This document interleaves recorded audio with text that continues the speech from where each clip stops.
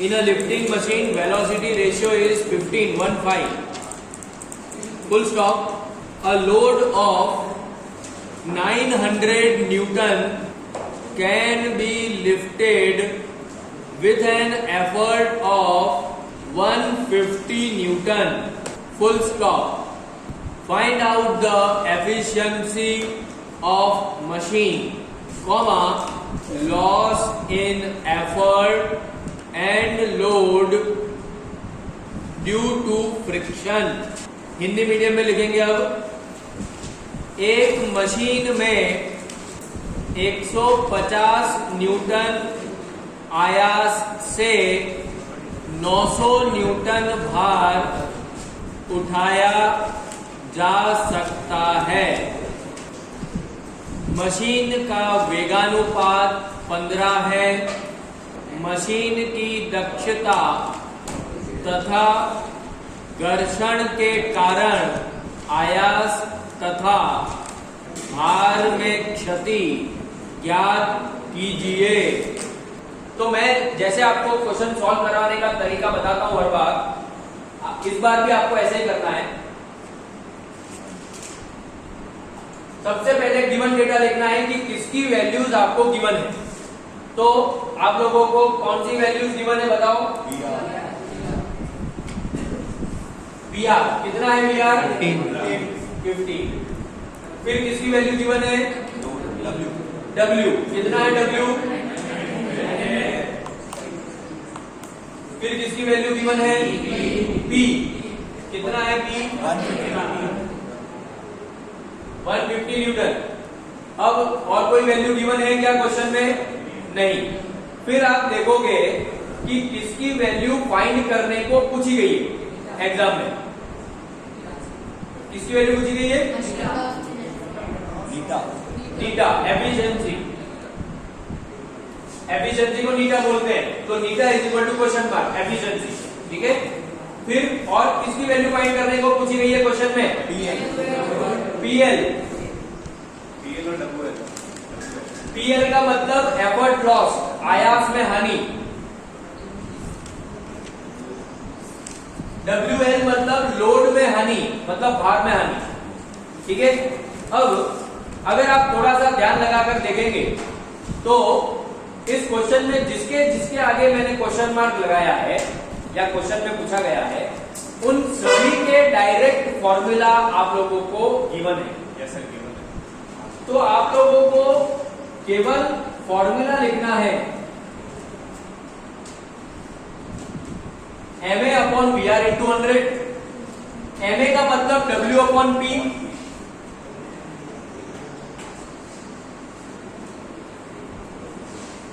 W की value क्या given है? 900। P की वैल्यू क्या गिवन है? VR की वैल्यू क्या गिवन है? 3।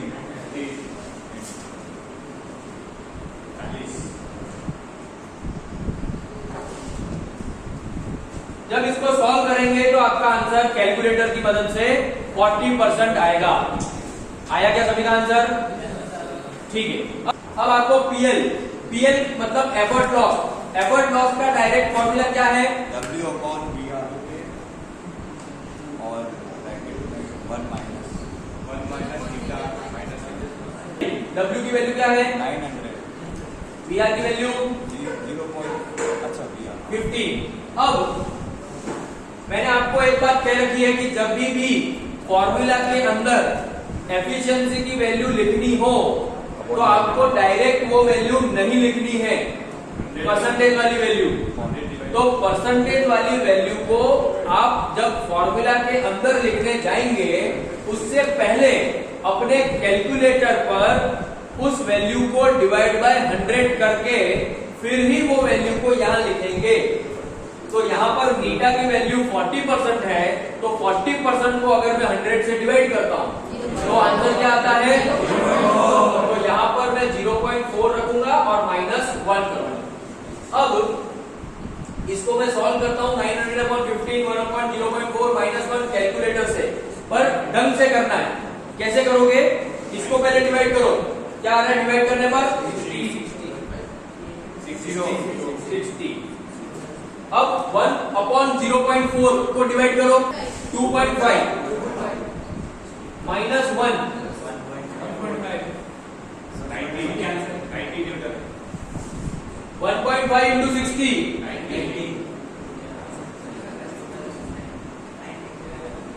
PL का आंसर आ गया 90 न्यूटन। WL, अब हम WL निकालेंगे तो WL का फॉर्मूला क्या है? B into PR 1 minus theta. P की वैल्यू क्या है? 150. VR की वैल्यू क्या है? 3. नीटा की वैल्यू क्या है? 400. 150 into 15 कर लो पहले। 550. 1 minus 0.4 कर लो, 0.6. 0.6। फिर इन दोनों को मल्टीप्लाई करो, 1350 आता है। 1350, ठीक है। In a lifting machine an effort of 100 Newton was required to lift a load of 3000 Newton. The velocity ratio of machine being 40. Full stop. Is the machine reversible? Hindi में लिखेंगे, एक बार उठाने वाली मशीन 100 न्यूटन के आयास से 3000 न्यूटन भार उठाती है। इस मशीन का वेगानुपात 40 है। क्या यह मशीन प्रतिवर्ती मशीन है? ये क्वेश्चन थोड़ा सा डिफरेंट है, क्योंकि इस क्वेश्चन में आपको डायरेक्टली किसी भी वैल्यू को फाइंड करने के लिए नहीं कहा गया।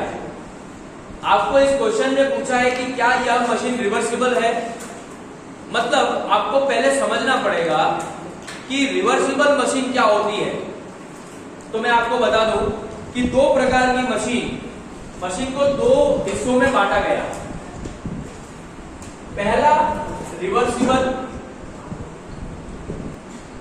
और दूसरा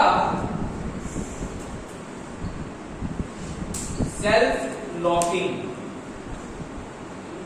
सभी मशीनों को, लिफ्टिंग मशीन्स को दो हिस्सों में बांट दिया। पहला हिस्सा ऐसा है जिसको आप रिवर्स कर सकते हैं, तो उसको हमने रिवर्सिबल मशीन के हिस्से में डाल दिया। और दूसरा मशीन ऐसा है जिसको आप रिवर्स नहीं कर सकते हैं, वो वहीं पर लॉक हो जाए, तो ऐसे मशीन को हम सेल्फ लॉकिंग मशीन कहते हैं। अब इसका क्या मतलब है? इसका सीधा मतलब यह है कि जब आप किसी भार को ऊपर लिफ्ट करने के लिए एफर्ट लगाते हैं, तो उसकी ओरिजिनल पोजीशन जो भार की थी, वहां से वो भार थोड़ा सा ऊपर उठ गया और बीच रास्ते पर आपने एफर्ट लगाना छोड़ दिया किसी कारणवश, तो उस भार का क्या होता है वो देखना है। अगर वो भार वापस अपनी ओरिजिनल पोजीशन पर चला जाए रिवर्स होकर, क्योंकि ये पहले ऊपर उठा, फिर आपने जैसे एफर्ट लगाना छोड़ दिया, रिवर्स होकर वापस नीचे आ गया, वापस ओरिजिनल पोजीशन पर रिवर्स होकर चला गया, तो उन सभी मशीनों को रिवर्सिबल मशीन कहें। लेकिन इसका उल्टा होता है, अगर कि आपने किसी भार को लिफ्ट करने का प्रयास किया, आधा आपने उठा लिया एफर्ट लगाकर, आधा एफर्ट लगाने के बाद आपको कोई काम आ गया और आप चले गए, तो थोड़े समय बाद भी अगर आप जब चले जाते हो और वो भार वहीं का वहीं रह जाता है, जैसे मान लो कि 10 सेंटीमीटर ऊपर उठ गया और आप एफर्ट लगा रहे थे, आपने एफर्ट लगाना छोड़ दिया और आप कहीं चले गए, तो वो भार 10 सेंटीमीटर पर ऊपर लटका हुआ रहेगा, वो वापस अपने ओरिजिनल पोजीशन पे रिवर्स नहीं जा रहा है। ऊपर आया तो ऊपर ही रहेगा, बस वो रिवर्स नहीं आ रहा। तो ऐसी मशीन को हम सेल्फ लॉकिंग मशीन कहते हैं। अब इसका एग्जांपल समझना बहुत जरूरी है, और एग्जांपल बहुत सरल तरीके से समझा रहा हूं। जैसे कुएं पर पानी भरने जाते हैं,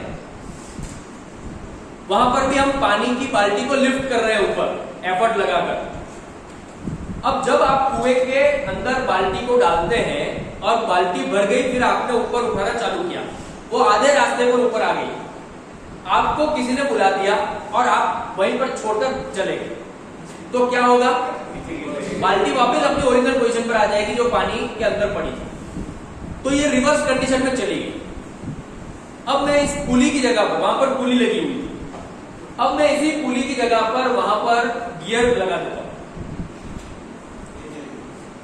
और फिर गियर की मदद से मैं उसको ऊपर खींचता हूं और फिर मुझे कहीं काम आ गया और मैं चला जाता हूं, वो थोड़ा सा हवा में आया बाहर और मेरे काम आ गया, मैं चला गया, तो क्या होगा? वो वहीं रुक जाएगी।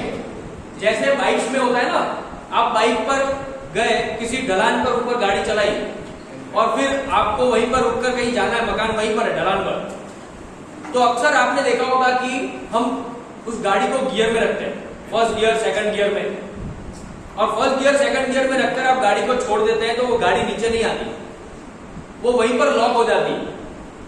तो ये गियर सिस्टम का एक एग्जांपल है जिसमें आप भार को गियर सिस्टम की मदद से लिफ्ट करते हैं तो वो वहीं पर लॉक हो जाता है और वो वापस रिवर्स कंडीशन में नहीं आता है on removal of load, on removal of effort. अगर आप एफर्ट को भले रिमूव कर दो, छोड़ दो, तब भी वो वहीं का वहीं लॉक हो जाएगा। तो ऐसी मशीन को सेल्फ लॉकिंग मशीन की श्रेणी में डाला गया। अब प्रश्न ये आता है कि क्या सर हम हर मशीन को चेक करने थोड़ी जाएंगे कि यार ये रिवर्सिबल है या ये सेल्फ लॉकिंग है? बात तो सही है आप लोगों को। तो उसके लिए एक कंडीशन बनाई और वो कंडीशन ये बनाई कि आप केवल एफिशिएंसी पता कर लो।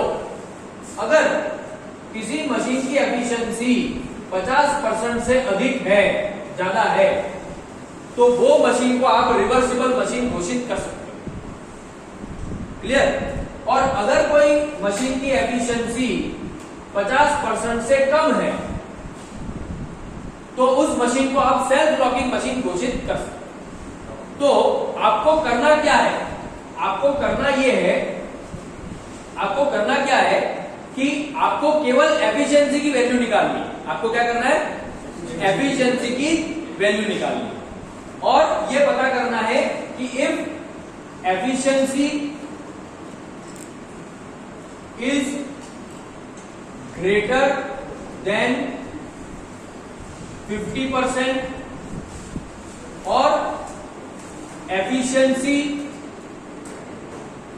Is less than 50%। अगर मशीन की एफिशिएंसी 50% से अधिक आती है तो आप कह सकते हैं कि वो मशीन रिवर्सिबल मशीन है, और अगर मशीन की एफिशिएंसी 50% से लेस आती है, कम आती है, तो आप कह सकते हैं कि वो मशीन सेल्फ लॉकिंग। तो यहां पर आपको क्वेश्चन पूछा है कि इज द मशीन रिवर्सिबल? क्या यह मशीन प्रतिवर्ती है? आपको डायरेक्ट ये नहीं बोला है कि एफिशिएंसी फाइंड करके बताओ, इनडायरेक्ट वे में बोला है एफिशिएंसी फाइंड। तो ये थोड़ा सा अलग टाइप का, न्यूमेरिकल में भी ये कंसेप्ट काम है। बाकी थियोरी में भी ये क्वेश्चन पूछा जा सकता है, explain reversible machine and self locking machine. तो आपको ये सारी बातें जो मैंने समझाई है वो अपनी भाषा में लिखना। टेक्स्ट बुक में भी आपको दे रखा होगा, उसका भी आप वाचन करिएगा, उसको भी पढ़िएगा, वो लैंग्वेज भी लिखना। लेकिन मेन कंसेप्ट उसका यही है कि एफिशिएंसी को चेक करना और उसी के आधार पर हम तय करते हैं कि कौन सी मशीन रिवर्सिबल है और कौन सी machine self locking. Is it clear?